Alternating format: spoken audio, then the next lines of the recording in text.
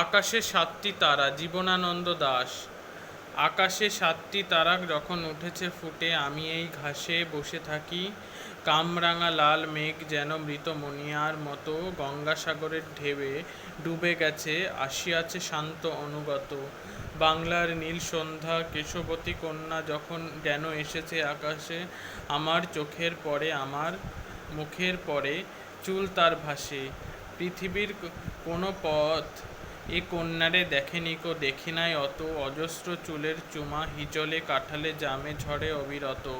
জানি নাই এত স্নিগ্ধ গন্ধ ঝরে রূপসীর চুলের বিন্যাসে।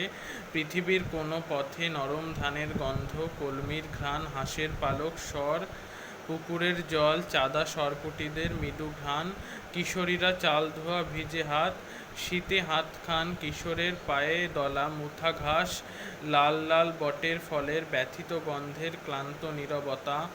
এরই মাঝে বাংলার প্রাণ। আকাশে সাতটি তারা যখন উঠেছে ফুটে, আমি পাই টের।